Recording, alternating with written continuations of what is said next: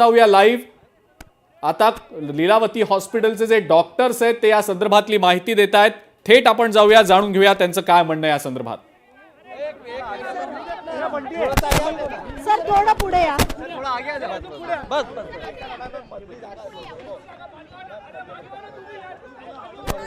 Sir थोडंसं sir सगळ्या फ्रेंडला दिसू द्या. सर थोडं पुढे या ना, पुढे या ना. त्याचा पूर्ण येत आहे. अरे थांबा ना जरा पुढे. सर ऐका ना सर, या वरती उभं राहा. बस बस बस बस बस बस. सर आता Please don't shout, then we cannot talk. We will go back otherwise. कोकाटेंची तब्येत आता नेमकी कशी आहे?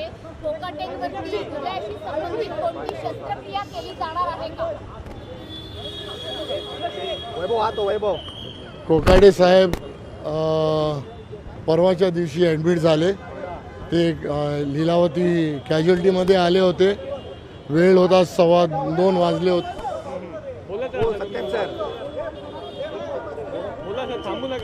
दुपारी 2:15 वाजता ते आले होते, 2:30 वाजता. त्यांचा हार्ट रेट वाढलेला होता, 115 होता. डोका जड होता. नंतर त्यांचा श्वासाचा प्रकरण पण जास्त होता, 28 होता. छातीत दुखत होता. तर आम्ही जे काही टेस्ट करायचे होते ते केले. डॉक्टर सुरेश विजन कार्डिओलॉजिस्ट आहेत, ते तेव्हाच आले. त्यांनी त्यांना बघितलं आणि निर्णय घेतला की यांना ICUमध्ये मॉनिटरवरती हे करायला, ॲडमिट करायला सांगितलं. आम्ही लगेच त्यांना ICUमध्ये घेऊन गेलो. जे काय औषधं सुरू करायची होती ते आम्ही औषधं सुरू केलं. ते टेस्ट काल पण आले. आज आम्ही निर्णय घेतलं. डॉक्टर सुरेश विजन हे कार्डिओलॉजिस्ट आहेत, यांनी निर्णय घेतलं. आम्ही 2 ओपिनियन घेतलं, डॉक्टर नितीन गोखले आणि डॉक्टर भावेश वजीरदार. सर्वांनी निर्णय घेतला की आपल्याला अँजिओ करावं लागणार आहे, गरजेचं आहे. कारण आम्ही जे काल संध्याकाळी CT करोनरी अँजिओ घेतलं होतं त्यात कॅल्शियम स्कोअर एकदम जास्त होतं. एंजिओग्राफी करायला जरा मला संपवून द्या. तर CT करोनरी अँजिओमध्ये जे रिपोर्ट आलं होतं त्याच्यानंतर निर्णय घेतलं गेलं की आता आपल्याला करोनरी अँजिओग्राफी करावी लागणार आहे. आणि आज आत्ता आम्ही करोनरी अँजिओग्राफी संपवलं आहे. डॉक्टर सुरेश विजन अँजिओग्राफीचा रिपोर्ट आणि जे काय आहे ते तुम्हाला समजवतील. नंतर पुढे बघू काय बोलायचं. पहिले हे ऐका. आम्ही अँजिओग्राफी केली. अँजिओग्राफीमध्ये मल्टिपल वेसलमध्ये ब्लॉक्स आहेत. एक 100% आहे, एक 90% आहे आणि दुसरी जागा अनंतर 90% आणि मग 60% आहे. 4 ब्लॉक्स आहेत, सर्व सिव्हिअर आहेत. आम्ही त्यांना रेकमेंड केलं की त्यांना बायपास करावा लागेल. ओके, बायपास सर्जरी करायचं आहे.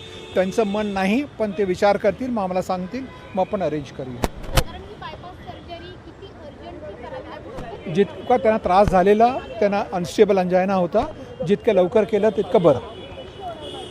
बायपास सर्जरी नंतर त्यांचा मुलगा लीलावती हॉस्पिटलमध्ये किती दिवसांकरता राहू शकतो? त्यांच्या मते जर बायपास सर्जरी केली एखाद्या बायपास केलं तर बायपासच्या नंतर करीबन 7 दिवस तर राहतात हॉस्पिटलमध्ये. नाही, त्यांना निर्णय घेऊ द्या काय करायचं आहे. एक आहे बायपास केलं तर मग आम्ही सर्जनला बोलवणार, मग अरेंज करणार. तर करीबन 10-15 दिवस तर लागणार आहे. त्यांना 15 वर्षापूर्वी 2 स्टेंट लावलेले ब्रिचकंडी हॉस्पिटलमध्ये. ते स्टेंट बरे आहेत, तिकडे काही प्रॉब्लेम नाही.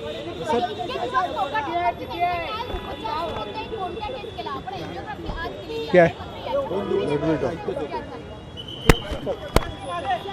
हे बघा, अँजिओग्राफी आता झालेली आहे. त्यांना 4 ब्लॉकेजेस आहेत. 4 ब्लॉकेजेस असल्यामुळे डॉक्टर सुरेश विजन कार्डिओलॉजिस्टने त्यांना रेकमेंडेशन जे करायचं असतं तर सर्वात पहिले आम्ही जे सर्वात चांगलं ऑप्शन असतं ते आम्ही देतो. त्यांनी पहिला ऑप्शन दिला आहे की यांनी बायपास सर्जरी केलं पाहिजे. पण जर फॅमिलीला किंवा पेशंटला बायपास करायचं मन नसेल तर असं नाही आहे की उपचार काय बंद होतील. आम्ही अँजिओप्लास्टी पण करू शकतो त्याच्यानंतर. हे ऑप्शन दुसरा ऑप्शन आहे, पण पहिला ऑप्शन आहे बायपास सर्जरीचा. आता आम्हाला हे सांगायचं आहे की जे मीडियामध्ये असं आहे की हे ॲडमिट झाले इकडे लीलावतीमध्ये. लीलावतीची काय इंटेग्रिटी असते आणि ते इंटेग्रिटी आम्ही ऑनेस्टली करतो. म्हणून आम्ही तुम्हाला याच्यासाठी आज आत्ता आलो आणि तुम्हाला बोलायला की तुम्हाला सर्वांना माहिती पडलं पाहिजे की आम्ही असंच पेशंट ॲडमिट करत नाही. त्यांना गरजेचं असतं म्हणून ॲडमिट करतो. आणि आता it is in the open की त्यांना बायपास सर्जरी लागणार आहे.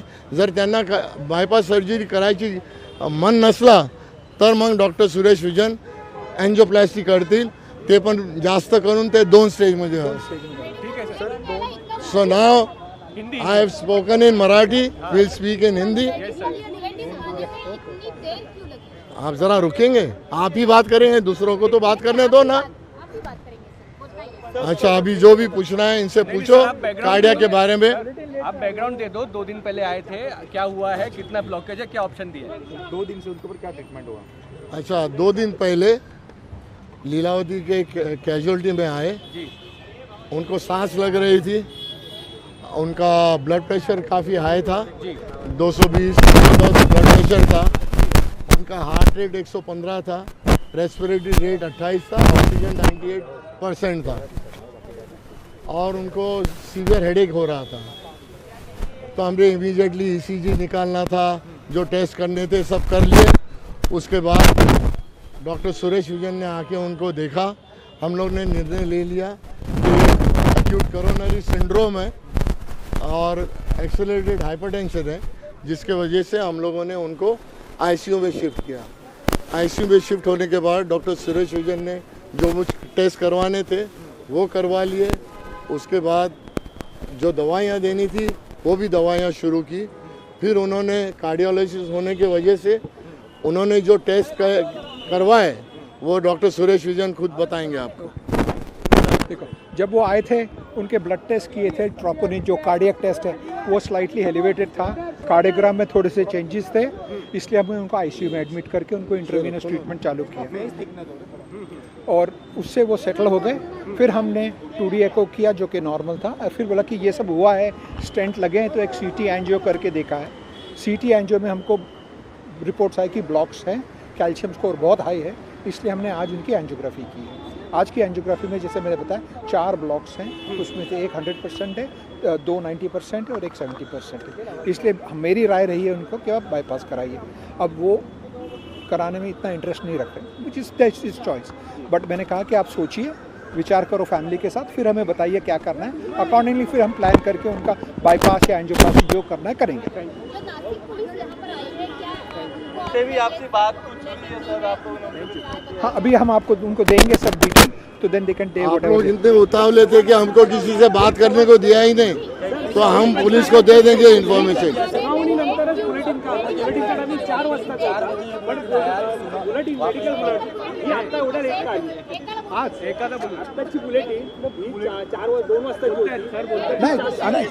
एंजियोग्राफी 4 से नंतर सुरू होईल. देखो, आप अग्रेसिव होके ना सवाल नहीं पूछना. हम इधर से उठ के चले जाएंगे. आप अगर पूछ रहे हैं कि 2 बजे की बुलेटिन हमने 4 बजे क्यों दी या 5 बजे क्यों दी, उसकी वजह ये थी कि जो कैथ लैब जो है जहाँ पर एंजियोग्राफी होती है उसमें दूसरे सब लाइनअप थे. तो उसके वजह से जो एंजियोग्राफी वगैरह, जो एंजियोप्लास्टी, दूसरे प्रोसीजर्स थे वो ख़त्म होते होते हमको 5 बजे हमको स्लॉट मिला. और उस वजह से हमने वो स्लॉट जब मिला तब हमने ख़त्म करके आपके पास तुरंत आ गए. आपण जे विचारलंय की आम्ही 2 वाजता तुम्हाला हे बाईट का नाही दिलं, असं आहे की कॅथलॅबमध्ये दुसरे डॉक्टर्स असतात, दुसरे पेशंट असतात, तर सर्वांना स्लॉट दिलं जातं. तर ते स्लॉट जेव्हा संपलं तेव्हाच आमच्या पेशंटला आम्ही घेऊ शकलो. आम्हाला असं वाटलं होतं की 2 वाजेपर्यंत स्लॉट आम्हाला मिळेल, पण ते नाही मिळालं. कारण जर डिले असतं दुसऱ्या पेशंटचा तर ते पुढे जातं. तर आम्हाला स्लॉट मिळाल्यानंतर आम्ही लगेच एंजियोग्राफी केली आणि एंजियोग्राफी संपल्यानंतर फक्त फॅमिलीशी बोललो आहे. खाली येऊन आम्ही लगेच तुम्हाला हे बाईट दिलं. काय चुकीचं केलं का? नाही ना. थँक्यू. दॅट विल डिपेंड काय करायचं आहे ना. बायपास करायचं मग 10 दिवस 15 दिवस लागणार. आता ऐसा है कि आप लोग पूछ रहे हैं कि कितने दिन जाने वाले हैं। डॉक्टर साहब ने 2 उनको ऑप्शन दिए। हम अक्सर ऐसा रहता है जो बेस्ट ऑप्शन रहता है वो देते हैं। तो सब में पहला ऑप्शन ये है कि इन्होंने कहा है कि बाईपास सर्जरी करनी चाहिए क्योंकि 4 ब्लॉकेजेस हैं। अगर मरीज़ चाहता है कि मुझे बाईपास नहीं करना है तो हमको उसको दूसरा बेस्ट ऑप्शन देना पड़ता है, जो डॉक्टर साहब ने दे दिया है कि हम एंजियोप्लास्टी कर सकते हैं और वो 2 स्टेज में होगा। अब उनके ऊपर डिसीजन है कि वो कौन सी सर्जरी, क्योंकि हमको उनसे कंसेंट लेना पड़ता है ना, हम तो ज़बरदस्ती नहीं कर सकते। तो अगर उन्होंने कहा कि बाईपास सर्जरी करनी है तो बाईपास सर्जरी के लिए तैयारी होगी, बाईपास सर्जरी होगी। हो सकता है 3 महीने भी हॉस्पिटल में जाए, 3 हफ्ते भी जाएं या 1 महीना भी जाए, या हो सकता है 10 दिन में घर चले जाएं, क्योंकि उनके दूसरे अगर बीमारियां रहते हैं तो पेशेंट कैसा रिकवर होता है उसके ऊपर रहता है। अगर आप कहते हैं कि एंजियोप्लास्टी करनी है तो उसको कितने दिन जाएंगे, तो एंजियोप्लास्टी करने में भी 2 स्टेजेस में करनी पड़ती है, तो उसके लिए भी वक्त चला जाएगा। तो आप ये इजीली समझ लो कि 2 हफ्ते से 3 हफ्ते लग सकते हैं हॉस्पिटल में। नासिक पुलिस को भी सर इस वक्त जानकारी दिया गया। हम अभी देंगे क्योंकि आपने हमको वक्त ही नहीं दिया उनको जानकारी देने के लिए। Now who wanted in English? Sir, PTI, sir. English. Yes, sir, PTI. There was some girl, no? Some lady. You can.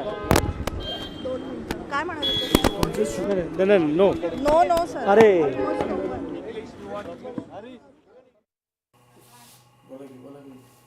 तर बायपास खरं तर सर्जरी करावी लागणार अशी माहिती डॉक्टरांनी दिलेली आहे। आता लीलावती रुग्णालयाचे डॉक्टर पत्रकारांशी संवाद साधतात। बायपास नंतर 7 दिवस रुग्णालयात कोकाटेंना ठेवावं लागणार असं देखील डॉक्टरांनी स्पष्ट केले। माणिकराव कोकाटेंना 4